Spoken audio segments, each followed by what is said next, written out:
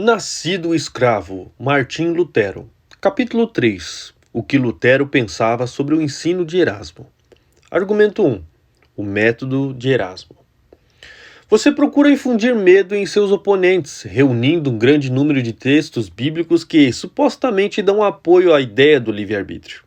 Em seguida, procura fazer-nos parecer tolos ao sugerir que só dispomos de 2 textos bíblicos para nos apoiarmos. Êxodo 9:12 e Malaquias 1, verso 2 e 3. Você não parece ter ficado de modo algum impressionado pelo manuseio desses textos por Paulo em Romanos 9. Entretanto, tomarei esses 2 textos para mostrar o fortíssimo apoio bíblico de que dispomos. Argumento 2. Como Erasmo torce os textos.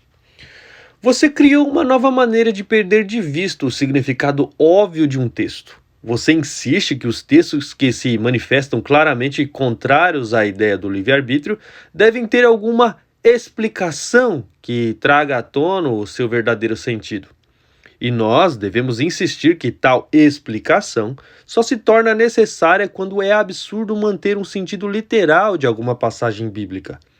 Em todos os demais casos, devemos aceitar o sentido simples e natural das palavras, guiados pelas regras de gramática e de hábitos de linguagem que Deus criou entre os homens.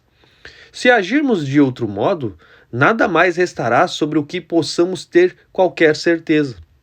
Não basta afirmar que uma explicação deve ser necessária.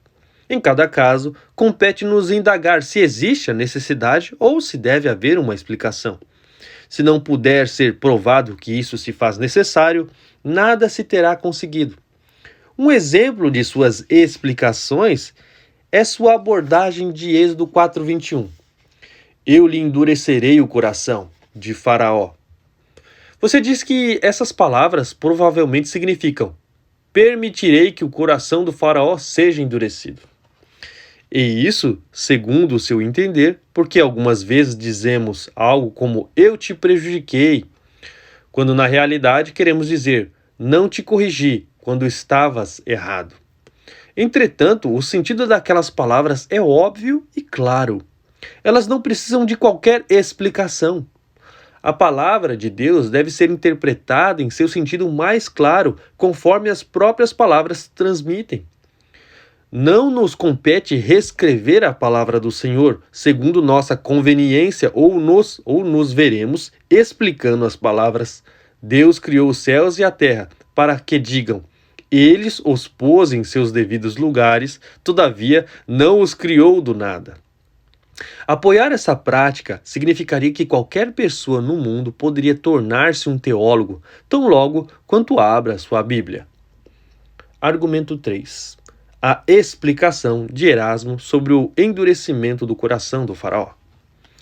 Você interpreta as palavras eu lhe endurecerei o coração como se elas significassem minha longanimidade, mediante a qual tolero o pecador e que leva outros ao arrependimento, faz apenas com que Faraó torne-se cada vez mais obstinado em sua impiedade. Você trata Romanos 9:18 e Isaías 63:17 da mesma maneira. Entretanto, eu tenho apenas a sua palavra de que essas são as explicações corretas. É verdade que você cita Orígenes e Jerônimo, mas quem pode convencer-me de que eles estavam com a razão?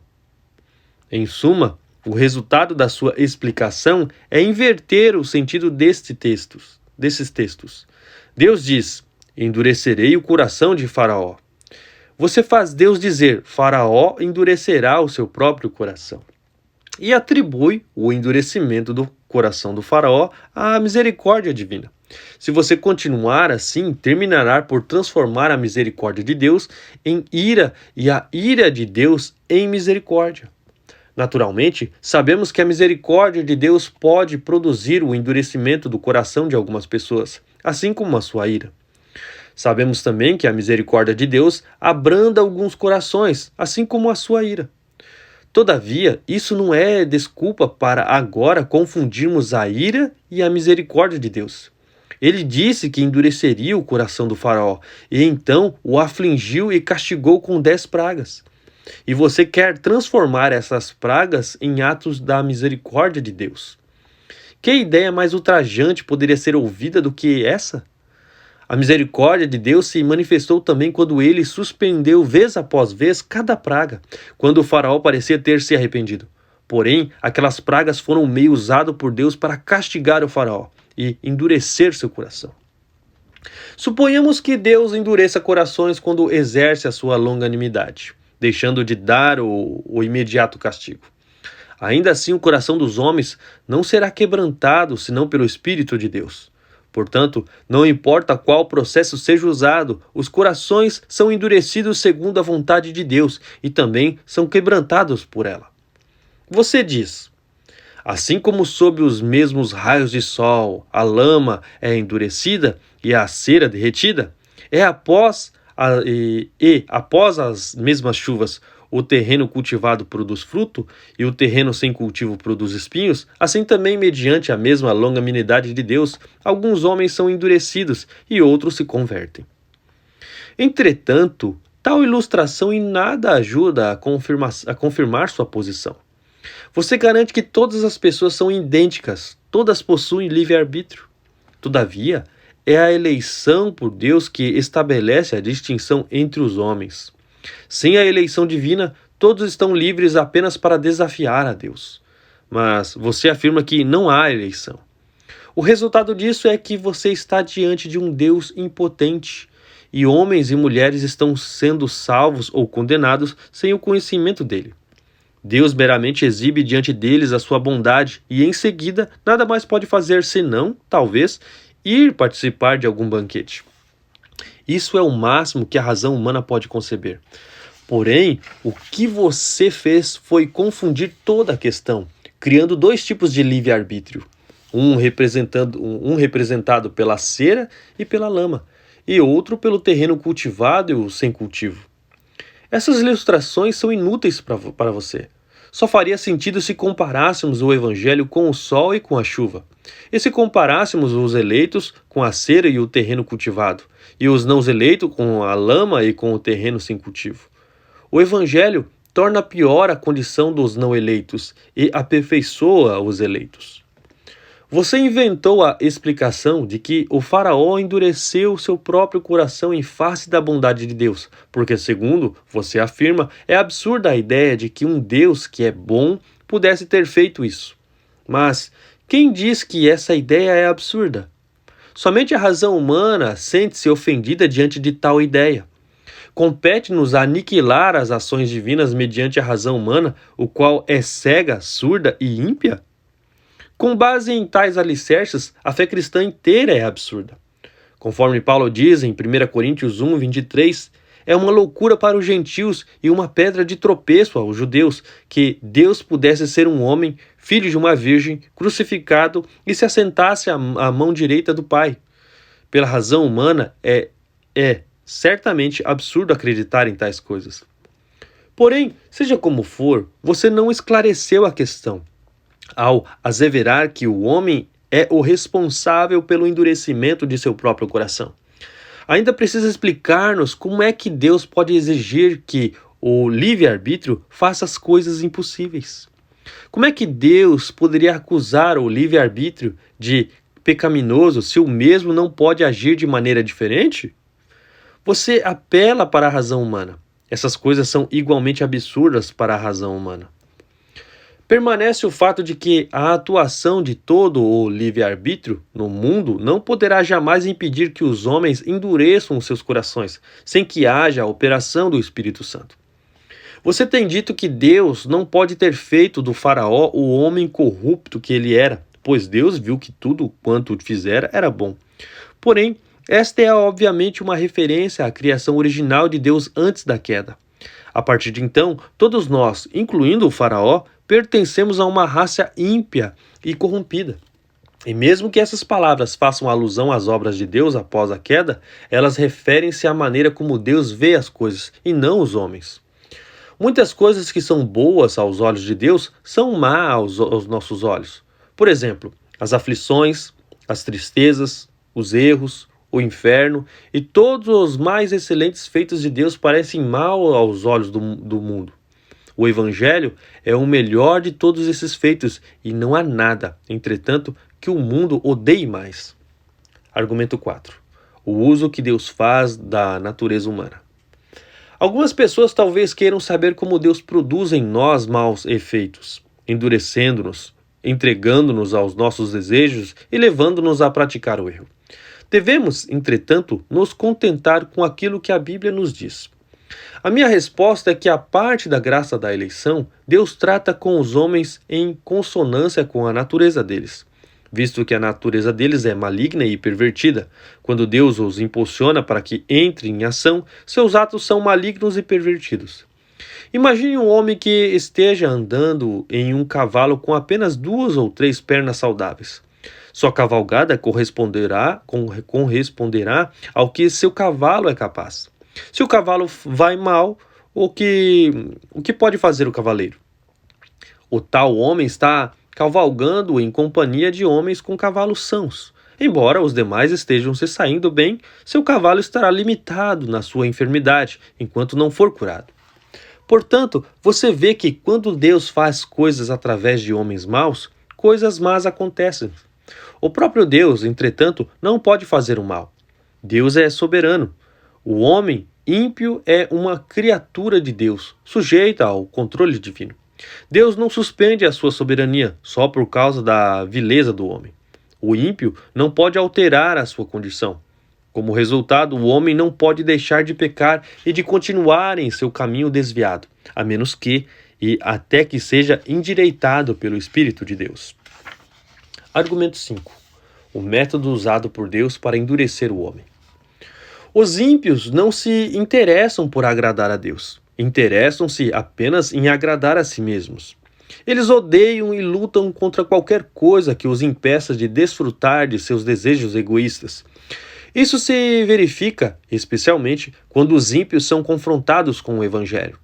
No Evangelho, Deus põe uma barreira aos desejos corrompidos dos homens, bem como ao egocentrismo deles, de tal modo que se tornam amargos e contrários a Deus e à sua palavra. Deus não cria uma nova maldade no coração dos homens. Antes, ele se utiliza do mal que já se encontra no coração deles, visando os seus próprios bons e sábios desígnios. Em 2 Samuel 16:10, Davi declara acerca de Simei, abre aspas, Ora, deixei-o amaldiçoar, pois se o Senhor lhe disse, amaldiçoa Davi, quem diria? Por que assim fizestes? Fecha aspas. Entretanto, Deus não dera qualquer mandamento para que Simei amaldiçoasse a Davi. Antes, a ação soberana de Deus assegurou que a vontade maligna de Simei faria a que lhe era natural, no momento e no lugar tensionados por Deus. Argumento 6. O endurecimento do coração do faraó. Tendo essas coisas em mente, voltemos ao caso do faraó. Deus não transformou a natureza do faraó por meio do seu Espírito Santo. A vontade de faraó permaneceu ímpia e maligna. Faraó estava plenamente seguro de sua grandeza e autoridade. Assim, quando Deus apresentou algo que o ofendia e irritava, ele não pôde deixar de reagir de maneira maldosa. Ele foi ficando mais e mais obstinado, recusando-se a dar ouvidos à razão. As palavras das Escrituras precisam ser compreendidas em conformidade com o seu sentido claro e evidente. Quando Deus disse, endurecerei o coração de Faraó, ele estava dizendo, farei com que o coração do Faraó se endureça. Deus, com a mais absoluta certeza, sabia e com a mais absoluta certeza declarou que o coração do Faraó se endureceria. Com idêntica certeza, Deus sabia que o faraó não poderia impedir as ações divinas contra si. E Deus igualmente sabia que, como resultado disso, o faraó certamente tornar-se-ia pior.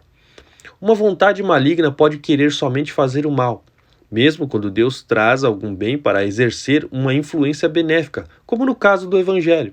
A vontade maligna só pode tornar-se pior. Ela torna-se mais endurecida.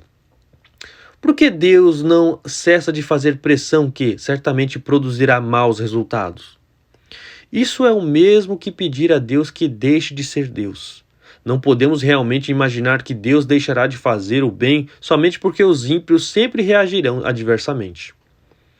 Por que Deus não altera a vontade perversa de pessoas como o faraó? Essa questão toca na vontade secreta de Deus, cujos caminhos são inescrutáveis, Romanos 11:33. Se alguém que é orientado por sua razão humana fica ofendido por causa disso, que assim seja. As queixas nada mudarão, e os eleitos de Deus permanecerão inabaláveis. Poderíamos também perguntar por que Deus deixou que Adão caísse. Não devemos tentar estabelecer regras para Deus. Aquilo que Deus faz não é correto porque o aprovamos, mas porque Deus assim o desejou. A única alternativa é estabelecer um outro Criador, superior a Deus. Retornemos ao texto. Você ignora o sentido claro do texto porque não o aprecia e em seguida apresenta a sua própria explicação.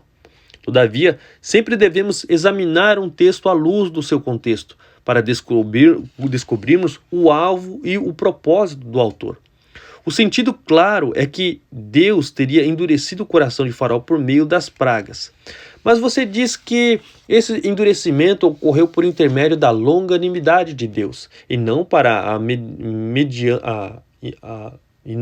a imediata punição do Faraó. No entanto, consideremos o contexto. Deus tinha esperado pacientemente por longo tempo, enquanto o Faraó estava infligindo grande sofrimento sobre os filhos de Israel.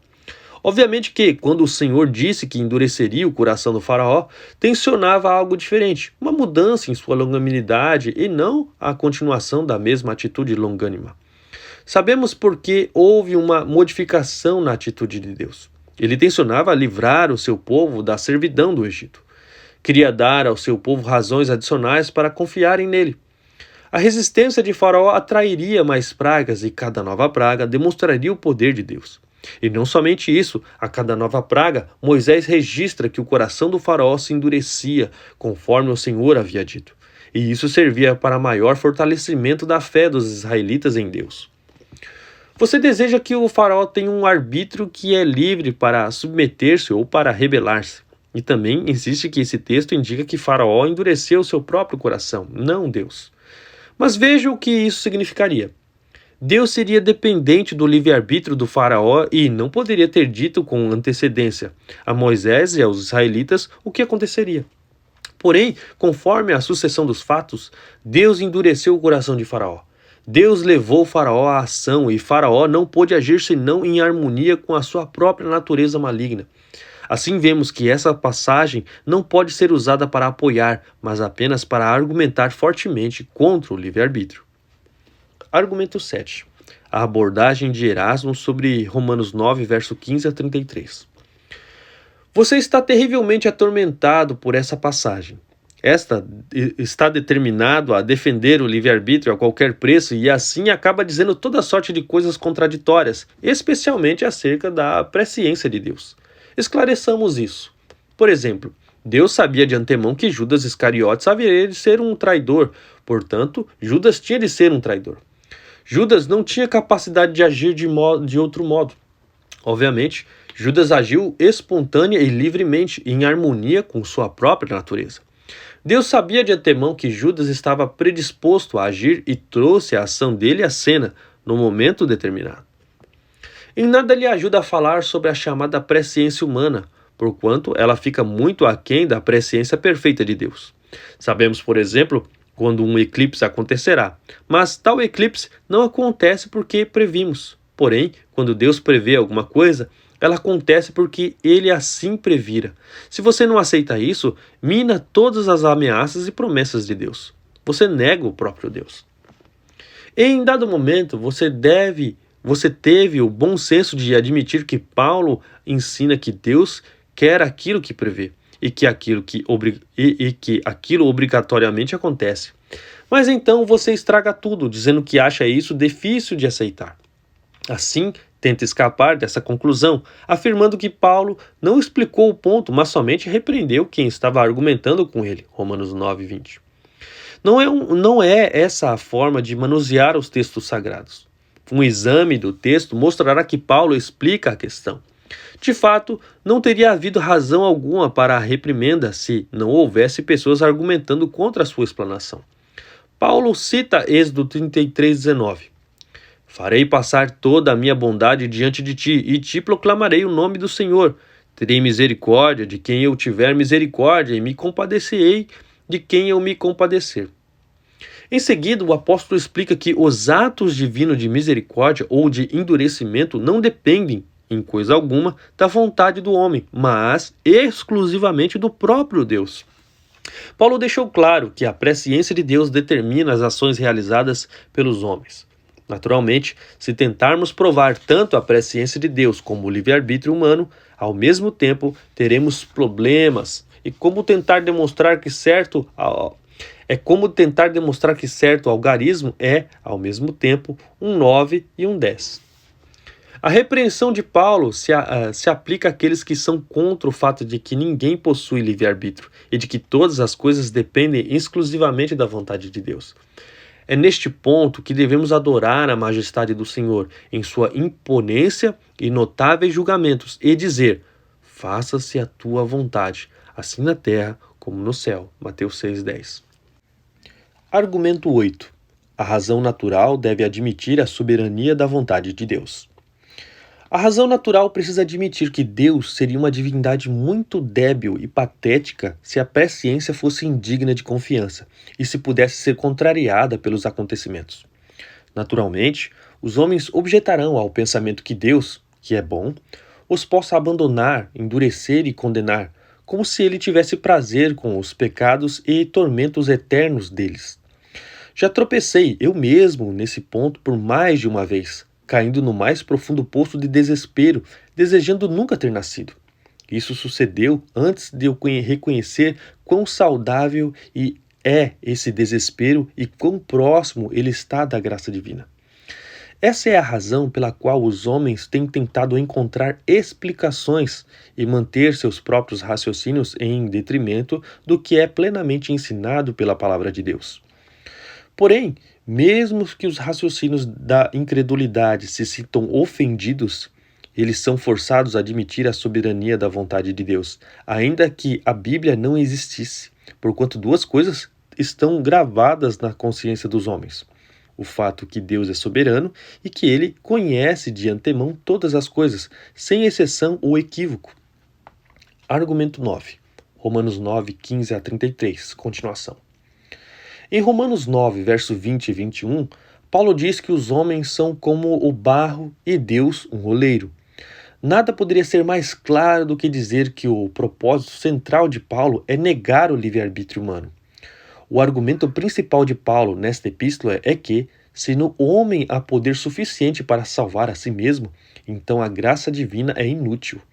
E no capítulo 11, verso 20 a 23, quando Paulo mostra que muitos gentios seriam salvos, ele atribuiu isso não ao livre-arbítrio deles, mas à ação de Deus, enxertando-os. Argumento 10. A soberania de Deus e o livre-arbítrio não podem conviver. Temos aqui uma demonstração do seu raciocínio, Erasmo. Você diz: no tocante à inquebrantável presciência de Deus, Judas foi fatalmente destinado a tornar-se um traidor. Mesmo assim, Judas era capaz de mudar a sua vontade. Você percebe o que está dizendo? Se você está certo, então Judas tinha capacidade de alterar a presciência de Deus, fazendo-a indigna de nossa confiança. Entretanto, você não trata com o problema. Você age como um capitão que conduz o seu exército até ao campo de batalha para então abandoná-lo quando a sua ajuda é mais necessária. Você passa a falar sobre algo diferente, se a vontade do homem é perturbada pela soberania de Deus. Eu faço uma pergunta, mas você responde outra. Porém, não o deixarei escapar do anzol tão facilmente. Você precisa enfrentar seu próprio dilema. Como é que esses dois conceitos podem concordar? Judas pode desejar não trair e Judas deve necessariamente desejar trair?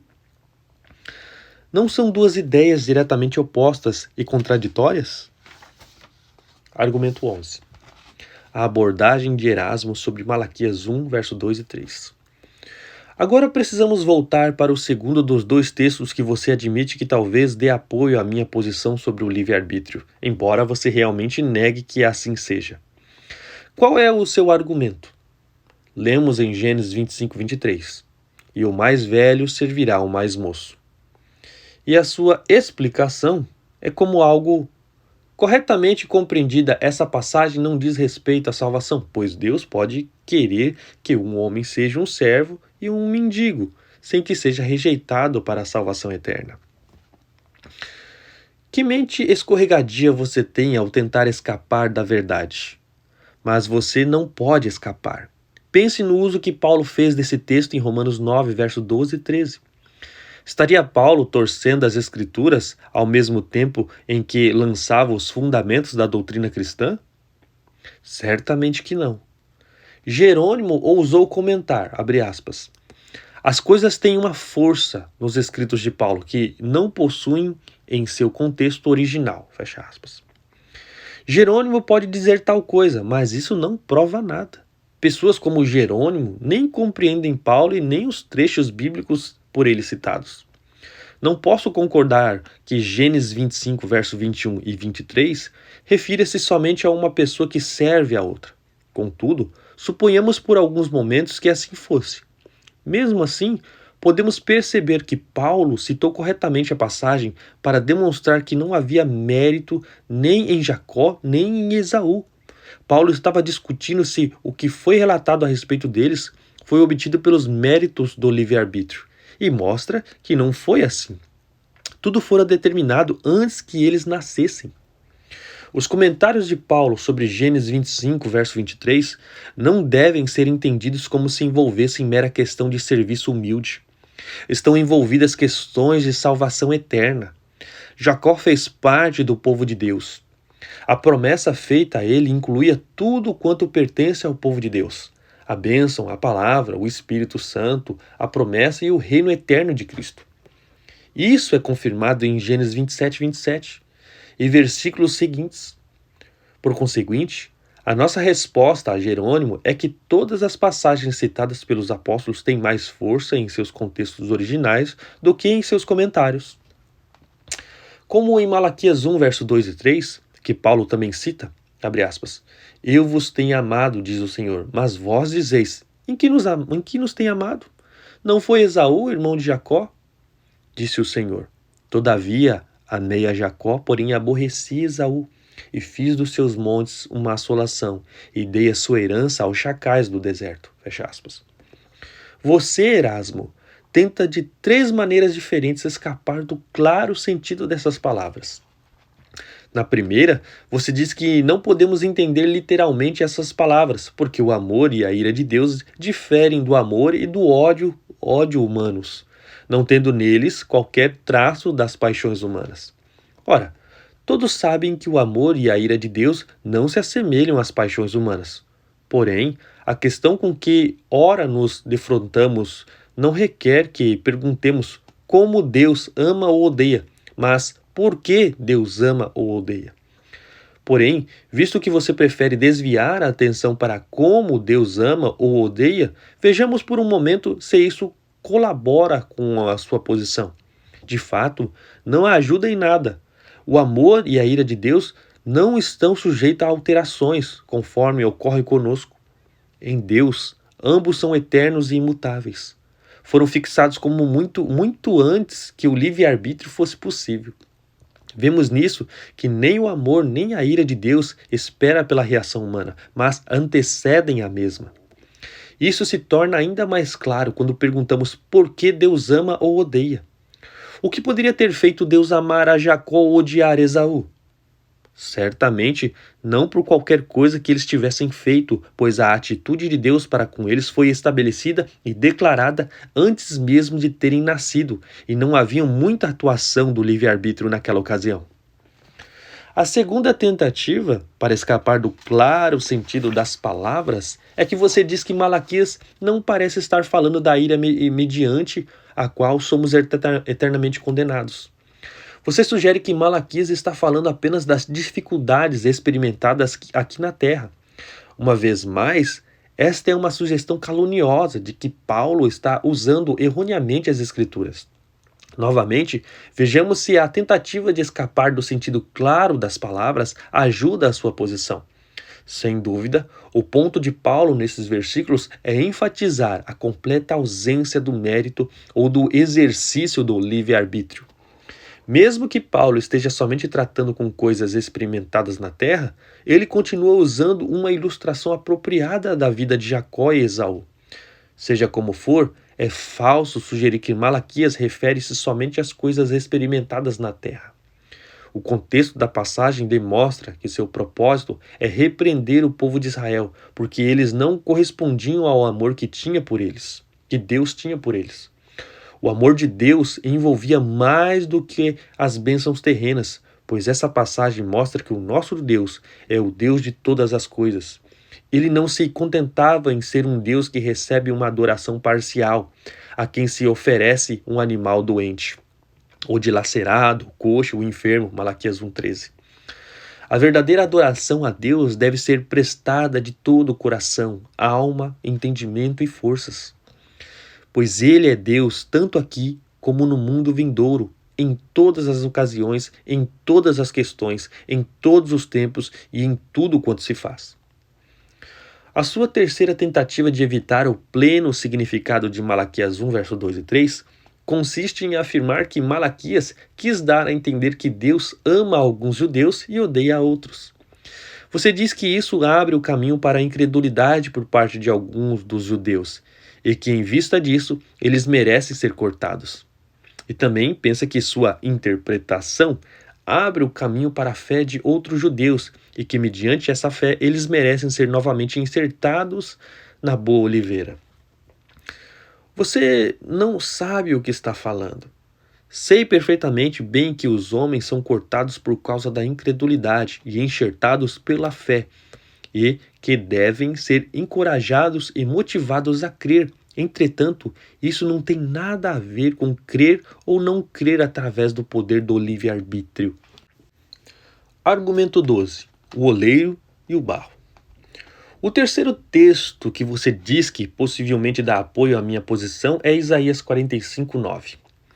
Ai daquele que contende com o seu Criador, e não passa de um caco de barro entre outros cacos. Acaso dirá o barro ao que lhe dá forma: que fazes? Ou, a tua obra não tem alça. Ou como diz Jeremias 18:6. Eis que, como o barro na mão do oleiro, assim sois vós na minha mão, ó casa de Israel. Obviamente, esses textos apoiam minha posição, mas você tenta diminuir a força deles dizendo que o trabalho do oleiro refere-se às nossas experiências na vida terrena. Você sugere que quando o apóstolo Paulo usa esses textos em Romanos 9, ele faz um acréscimo ao suposto sentido original deles, fazendo-os referir-se à eleição pessoal. Isso é caluniar a Paulo. Em seguida, você aumenta mais sua confusão ao referir-se a 2 Timóteo 2, verso 20 e 21. Abre aspas. Ora, numa grande casa não há somente utensílios de ouro ou de prata, há também de madeira e de barro, alguns para a honra, outros, porém, para a desonra. Assim, pois, se alguém a si mesmo se purificar desses erros, será utensílio para a honra, santificado e útil ao seu possuidor, estando preparado para toda boa obra. Fecha aspas. Você afirma que Paulo estava escrevendo sobre o mesmo tema de Isaías 45:9, Jeremias 18:6 e Romanos 9, e passa a ridicularizar a ideia de um vaso de barro que se purifica a si mesmo. No entanto, diz que Paulo ordenou ao vaso agir assim e prova, para sua santificação pessoal, que, em vista disso, o vaso representa os homens, que são dotados de livre-arbítrio. A minha resposta é que Paulo, em 2 Timóteo 2, verso 20 e 21, não estava aludindo ao mesmo tema, como nos outros textos. Estava usando uma cena doméstica a fim de ilustrar um tema totalmente diferente, a piedade pessoal do crente. Além do mais, quem recebem ordens para agir não são meros vasos, e sim os crentes. Os crentes é que precisam purificar-se de tudo quanto desonra a Deus. No tocante aos vasos, alguns são honrosos e outros não. Mas quem decide o uso que será dado a cada um deles é o proprietário dos mesmos, e não os próprios objetos. Argumento 13. A justiça de Deus.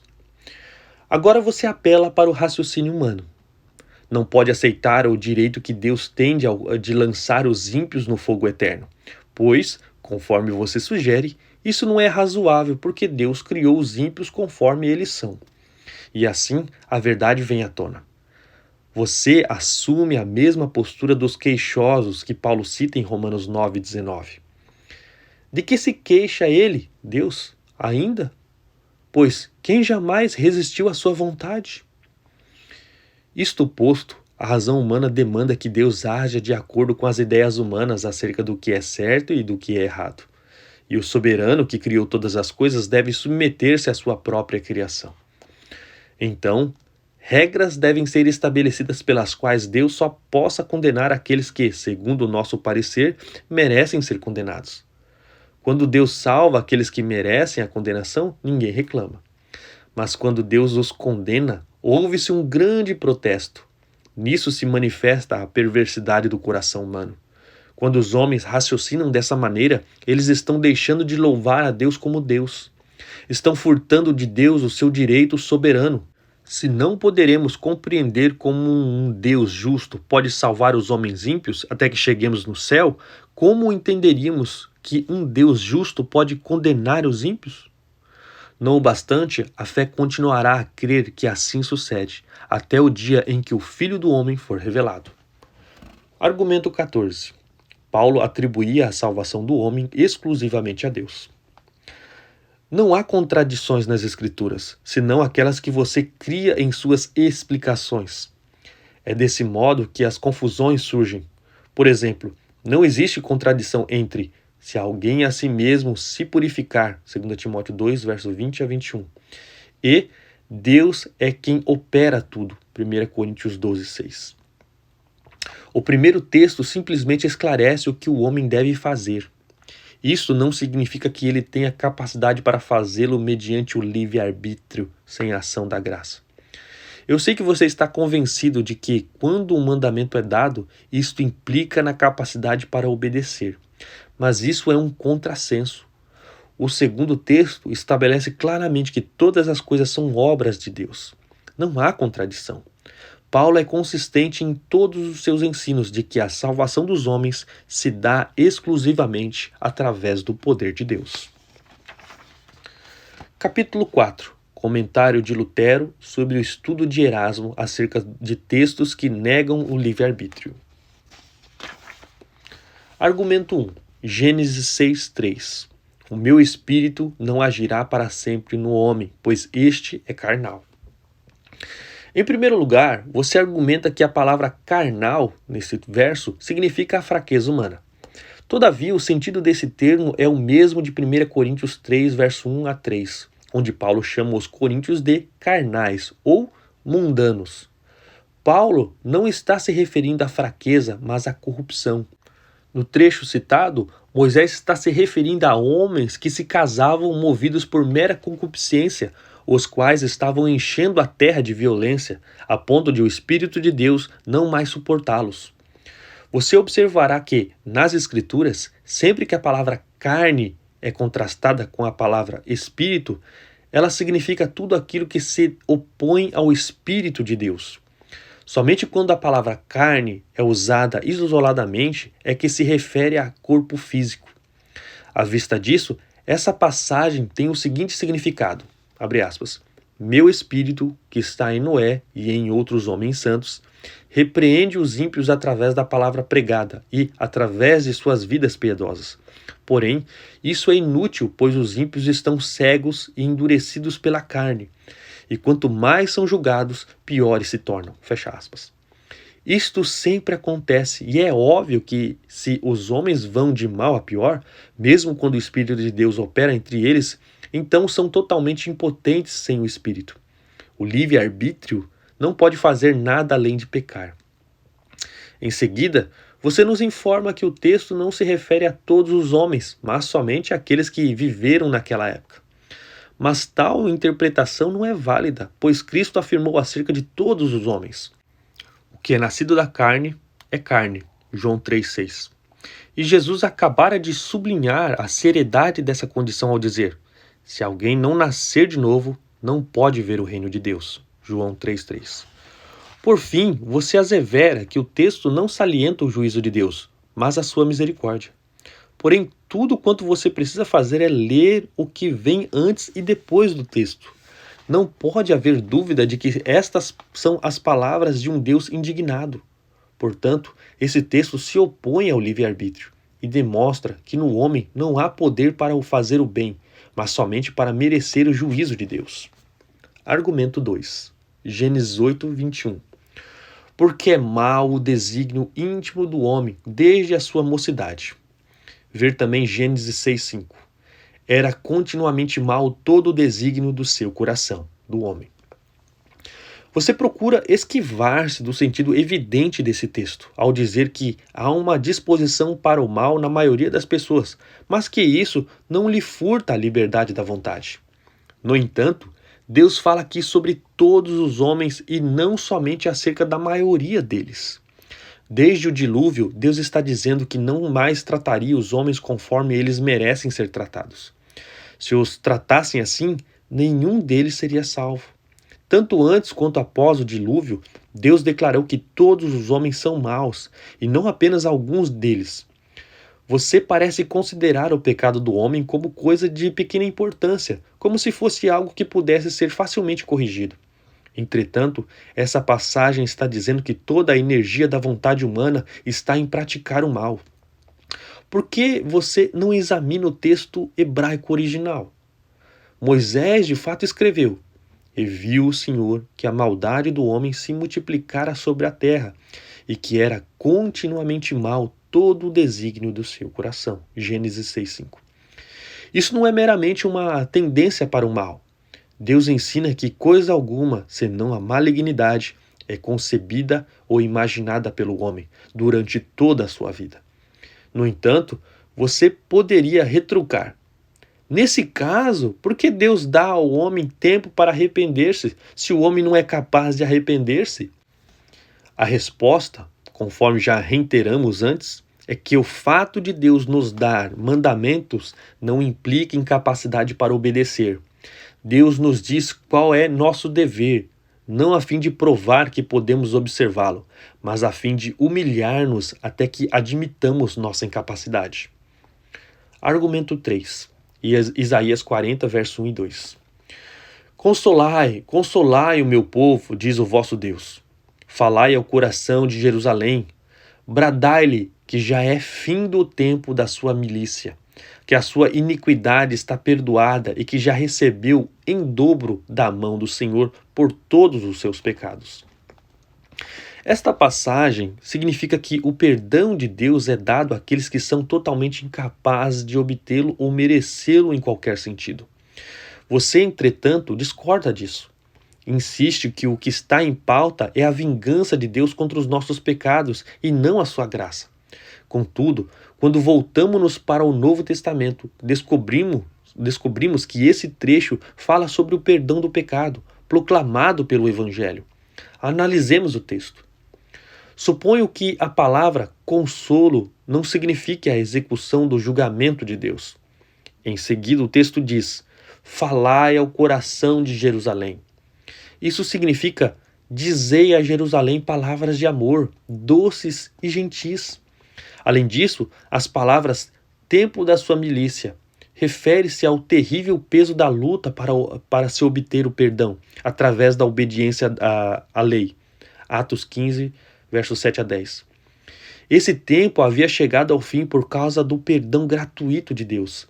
Aquele povo já havia recebido em dobro da mão do Senhor, o que quer dizer que receberam tanto a remissão dos pecados quanto o livramento da terrível carga imposta pela lei. Por isso se lê que o perdão envolvia todos os seus pecados, o que dá a entender que aquele povo caracterizava pelos pecados e nada mais que o pecado. A graça não é recompensa pelas tentativas do livre-arbítrio. A graça divina é concedida apesar do pecado e de tudo quanto ele merece. Argumento 4.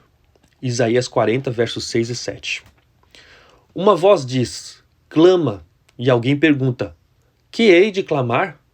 Toda a carne é erva, e toda a sua glória como a flor da erva. Seca-se a erva, e caem as flores, soprando nelas o hálito do Senhor. Na verdade, o povo é erva. Você diz que a palavra hálito, nesse trecho bíblico, indica a ira de Deus, e que a palavra carne indica a fraqueza do homem que não dispõe de qualquer poder contra Deus. Mas será que a ira de Deus não teria outra coisa para atacar senão a infeliz debilidade humana? Ou pelo contrário, o homem não deveria ser fortalecido?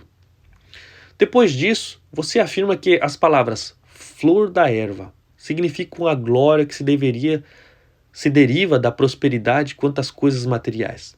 Mas é impossível que tal interpretação esteja correta. Os judeus gloriavam-se de seu templo, da circuncisão e dos holocaustos. Os gregos gloriavam-se em sua sabedoria. Portanto, o que é disperso pelo sopro do Espírito de Deus é assim chamada justiça pelas obras, bem como a sabedoria humana. Isto é confirmado pela alusão que Isaías faz a toda a carne. Somente algumas pessoas gloriam-se na prosperidade material, mas todos os homens, muito naturalmente, gloriam-se de seus feitos e de sua sabedoria. A esta altura, é impossível darmos atenção à passagem de João 3,6. O que é nascido da carne é carne, e o que é nascido do Espírito é Espírito. Esse texto nos mostra claramente que tudo aquilo que não nasceu do Espírito de Deus é carne. Isso não quer dizer que somente uma porção, ou mesmo uma grande porção do homem natural consiste em carne. E certamente também não significa que a porção mais excelente do homem seja a sua carne. Antes, significa claramente que todos os homens destituídos do Espírito de Deus são carne e, por conseguinte, estão sujeitos ao julgamento de Deus. Você pensa que isso não é verdade. Acredito que existe alguns homens que preferiam morrer 1000 vezes a praticarem o ato vil, ainda que fossem as ocultas e que Deus o viesse a perdoar. O fato é que você continua olhando somente para atos externos. Você precisa olhar para o coração humano. Mesmo que tais pessoas existissem, elas estariam operando para a sua própria glória, visto que a parte do Espírito Santo não teriam qualquer desejo de glorificar a Deus com suas ações. Você também indaga se tudo quanto é chamado carne necessariamente precisa ser considerado ímpio. E eu respondo, sim. Um homem é ímpio se ele está sem o Espírito de Deus. As Escrituras ensinam que o Espírito é dado com a finalidade de justificar o ímpio. Jesus disse que quem nasceu da carne não pode ver o reino de Deus. Não existe um estágio intermediário entre o reino de Deus e o reino de Satanás. Se alguém não faz parte do reino de Deus, certamente faz parte do reino de Satanás. Em seguida, você pergunta: como posso ensinar que o homem não é nada além de carne, mesmo quando é nascido do Espírito? Onde você sonhou com tal coisa? Eu estabeleço uma clara distinção entre carne e espírito. O homem que não nasceu do Espírito é carne. A pessoa que nasceu do Espírito é espírito, exceto apenas por aqueles elementos da natureza carnal que ainda restaram para perturbá-la. Argumento 5. Jeremias 10, 23. Eu sei, ó Senhor, que não cabe ao homem determinar o seu caminho, nem ao que caminha ou dirigir os seus passos. Uma vez mais, você distorce o claro sentido do texto. Você afirma que essas palavras significam que Deus, e não o homem, é o causador de acontecimentos que têm um final feliz e que isso nada tem a ver com a ideia do livre-arbítrio. Mas porventura as palavras de Jeremias precisam de qualquer explicação? É óbvio que Jeremias simplesmente quis dizer que a obstinação do povo, ao rejeitar a palavra de Deus, o havia convencido de que o homem, por força própria, é incapaz de praticar o que é direito. Porém, mesmo supondo que a sua ideia seja correta, que benefício procede dela? Pois, se um homem não pode fazer meros eventos naturais terminarem de modo feliz, como poderia fazer qualquer coisa proveitosa no que concerne ao seu destino espiritual? Você ainda argumenta que muitas pessoas reconhecem a necessidade da graça de Deus para viverem corretamente, afirmando que elas buscam essa graça orando diariamente pela ajuda divina, e que, ao assim fazerem, estão lançando mão do esforço humano. Mas nem por isso você está comprovando o poder do livre-arbítrio. Pois Quem solicitará a ajuda do Senhor, senão aqueles senão aqueles em quem habita o Espírito Santo? Aquele que ora, assim o faz pelo Espírito de Deus. Romanos 8, verso 26 e 27. Argumento 6, Provérbios 16:1. O coração do homem pode fazer planos, mas a resposta certa dos lábios vem do Senhor. Você pretende que essa declaração também faça alusão apenas aos acontecimentos comuns da vida. E uma vez mais retruco que mesmo que você estivesse aí com a razão, isso tornaria ainda mais difícil para nós podermos decidir por nós mesmos nosso destino espiritual. E o fato que tudo quanto acontecerá no futuro está decidido por Deus deveria produzir dentro em nós o temor do Senhor. Você vincula essa passagem a outros dois trechos extraídos do livro de Provérbios. Provérbios 16:4. O Senhor fez todas as coisas para determinados fins, até o perverso para o dia da calamidade. Você faz bem ao salientar que tais palavras significam que Deus nunca criou qualquer criatura má. Bravo! Eu nunca disse que ele fez tal coisa. Provérbios 21:1. Como ribeiros de águas, assim é o coração do rei na mão do Senhor. Esse, segundo o seu querer, o inclina. Você comenta que a palavra inclina não significa compele. E também diz que o rei inclina-se para o mal pela permissão divina, a qual deixa o rei dar vazão às suas paixões. Porém, não importa se você entende isso como sendo a permissão de Deus ou a inclinação efetuada por ele. Continua sendo verdade que nada acontece fora da vontade e da operação de Deus. O texto refere-se apenas a um homem, o rei. O que é verdade acerca do rei é verdade acerca de todos os demais homens. Argumento 7. João 15:5. Eu sou a videira, vós os ramos. Quem permanece em mim e eu nele, esse dá muito fruto, porque sem mim nada podereis fazer. Este foi o texto acerca do qual eu disse que ninguém seria capaz de fugir. Porém, você se aproveita da palavra nada para destruir seu significado. Você declara que nada significa nada perfeitamente, a fim de que o texto sagrado diga: porque sem mim nada podeis fazer perfeitamente. A questão, porém, não é se esse texto pode significar isso, mas se ele realmente significa tal coisa. De acordo com a sua explicação, sem Cristo podemos fazer um pouco, mesmo que imperfeitamente. Desse modo, suponho que quando João 1,3 diz: sem ele nada do que foi feito se fez. Isso significa: sem ele foi feito um pouco, mesmo que imperfeitamente. Quanta ignorância!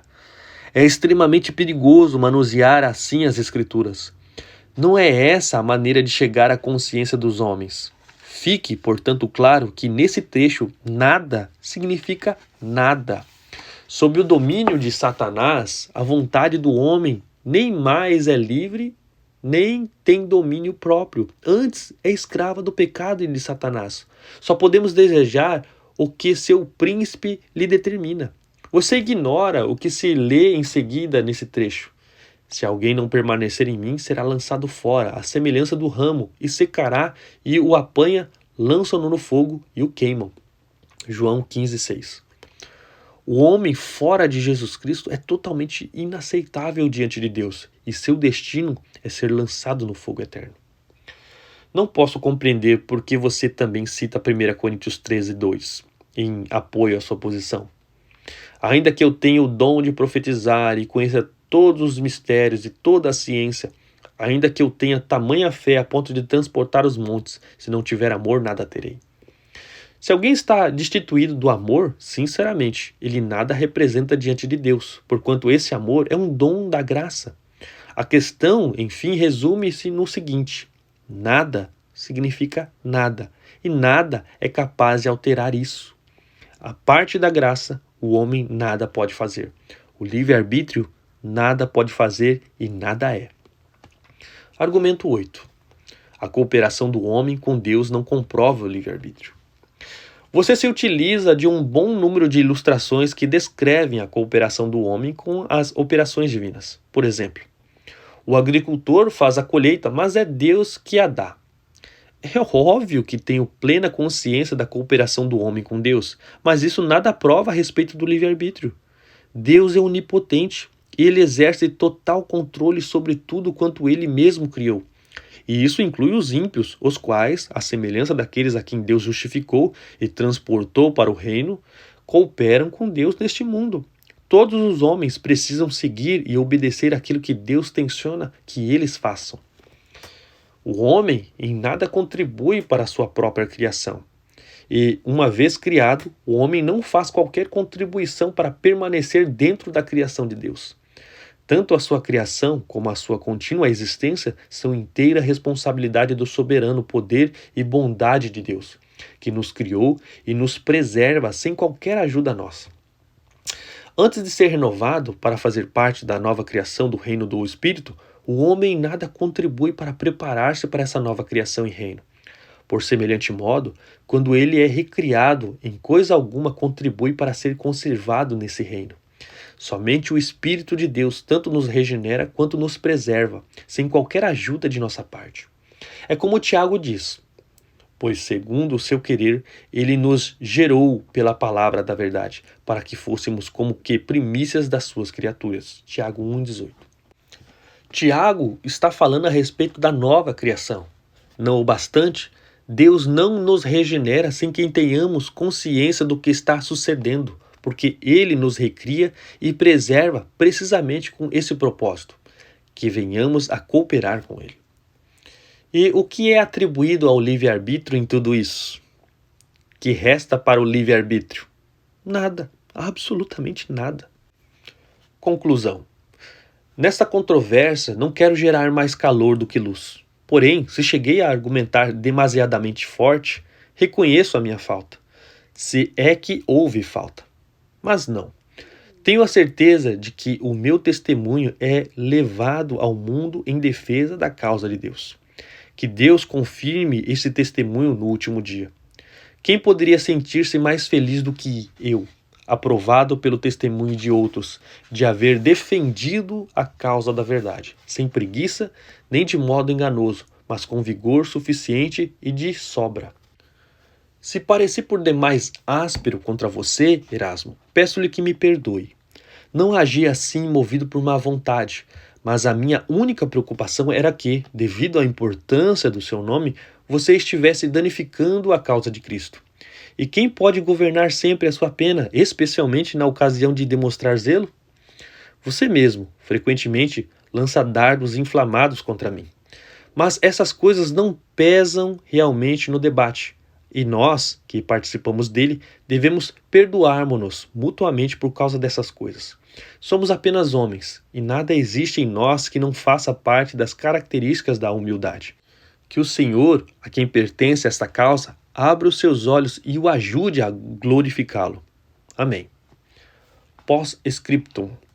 História posterior da controvérsia e sua importância atual. Que importância há para o leitor do século XXI a controvérsia por detrás do livro de Lutero, A Escravidão da Vontade? Durante a leitura desta versão sumariada e simplificada, é possível que você tenha ficado impressionado com a grande habilidade de Lutero no debate. Porém, o que realmente deve nos interessar é se a posição por ele defendida é mesmo ensinada pelas Escrituras. Se o que ele escreveu é o ensino da palavra de Deus, então precisamos dar-lhe atenção nesses nossos dias. Algumas pessoas simplesmente chegarão à conclusão de que aquilo que Lutero escreveu chama-se atualmente calvinismo. Isso fará com que ignorem o assunto. A igreja luterana de nossos dias parece estar fazendo exatamente isso, e não há dúvida de que muitos cristãos evangélicos da atualidade farão a mesma coisa.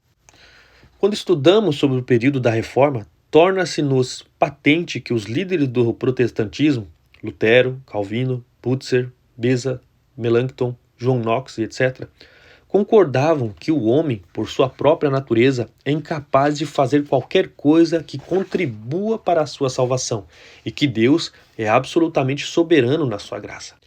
Os reformadores podem ter deferido a respeito de outras coisas, mas todos concordavam quanto a isso. Estaríamos expressando a verdade ao dizer que essa era, verdadeiramente a doutrina fundamental da Reforma. Com grande frequência, concebe-se que a doutrina da justificação pela fé seja a verdade central da teologia reformada. Mas os reformadores, ao retornarem ao ensino do apóstolo Paulo, enfatizaram que a salvação do pecador deve-se inteiramente à graça de Deus. A doutrina da justificação pela fé é importante porquanto salvaguarda o princípio que afirma que o homem é um pecador totalmente incapaz, que só pode ser salvo mediante a graça divina. Porém, a verdade central da reforma é que a graça de Deus é soberana e é conferida gratuitamente.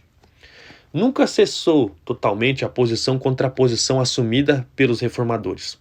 Chegou mesmo a abramir fortemente dentro da heresia arminiana, a qual nega que o homem seja totalmente incapaz, sugerindo que a salvação realmente depende de algo que fazemos por nós mesmos. Esses princípios foram ensinados por um homem de nome Jacó Arminio, que era professor de teologia na Universidade de Leiden, na Holanda, no ano de 1603. Em 1618, um sínodo internacional reuniu-se por 6 meses em Dordrecht. Ali os ensinamentos de Armínio e de seus seguidores foram rejeitados e denunciados. O arminianismo, entretanto, não morreu por causa do sínodo de Dort. Continua vivo e ativo. John Wesley popularizou essa posição contínua tendo muitos seguidores. Mas o que o ensino arminiano faz é dividir a salvação dos pecadores entre Deus e os próprios pecadores. Diz que parte da salvação cabe a Deus e outra cabe ao homem. Por sua vez, o ensino da Bíblia, em torno do qual os reformadores estavam concordes, confere a Deus todo o crédito pela nossa salvação. A salvação depende da graça soberana de Deus, da completa e perfeita obra de Jesus Cristo e da eficaz e toda poderosa atuação do Espírito Santo. Deus é quem recebe toda a glória. A salvação vem do Senhor.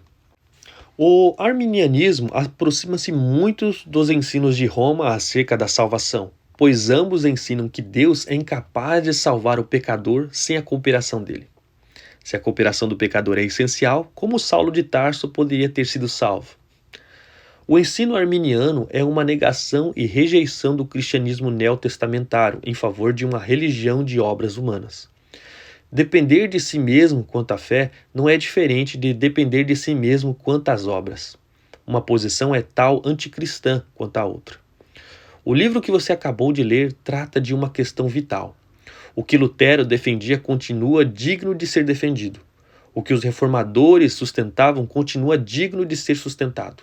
Lutero e os demais reformadores ensinavam a salvação pela graça, conforme é claramente revelada na palavra de Deus. Não há questão mais importante do que essa em nossos dias. O que Lutero escreveu continua sendo necessário hoje.